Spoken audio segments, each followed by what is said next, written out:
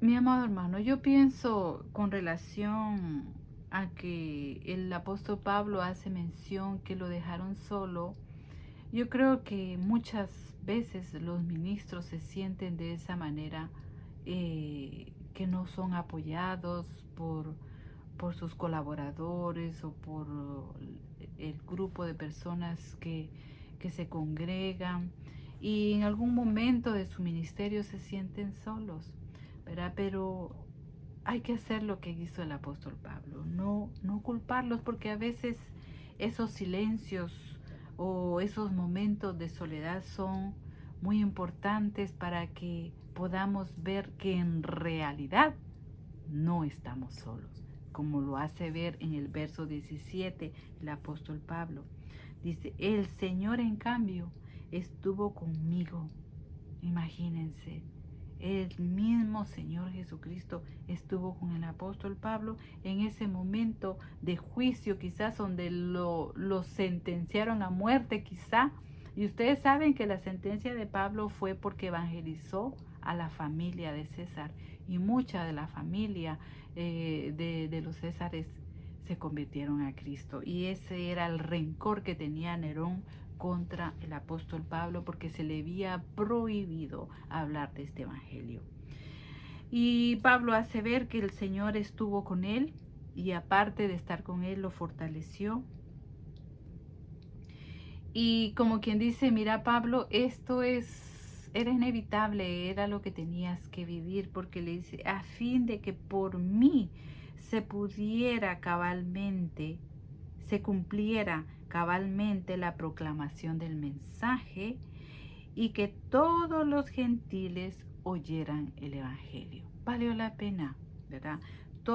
El sufrimiento que pasó el apóstol Pablo, seguramente nuestro Señor le dijo, valió la pena. Mira cuántos has traído al camino de la fe, ¿verdad?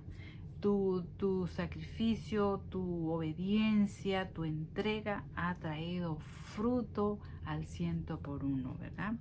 Y dice, y fui librado de la boca del león. Mire, así es como Pablo describe, quizá fui librado de la muerte. Imagínense, con tal compañía y con tal defensa, con tal fortaleza, el resultado fue que fue librado de la boca del león. Y es como un mensaje en clave que el apóstol Pablo le da a Timoteo a través de esta carta. Y dice, y el Señor me librará, dice, de toda obra mala, y me traerá a salvo a su reino celestial. A Él sea la gloria por los siglos. Amén. Por eso, mis amados hermanos, la historia nos cuenta que el apóstol Pablo fue decapitado por Nerón, pero no hay nada que compruebe que así fue, ¿verdad? Aún la muerte o la desaparición del apóstol Pablo es un misterio, ¿verdad? Y aquí más o menos se deja ver. Yo quiero pensar que él fue arrebatado por nuestro Señor Jesucristo, pero tampoco se nos dice, pero aquí nos dice, nos deja ver entre líneas que el Señor lo libró de cosas terribles. Y en el verso 20 al final, los últimos versículos, como siempre, el apóstol Pablo saludando y bendiciendo a los hermanos que están cerca de él y los que están lejos. Y le dice, saluda a Priscila y Aquilas y a la casa de Onesíforo, que eran colaboradores del apóstol Pablo. Erasto, que se quedó en Corinto, pero a Trófimo lo dejé enfermo en Mileto. Estoy preocupado un poquito por él, me imagino yo. Imagínense el apóstol Pablo preso y preocupado por todos sus colaboradores.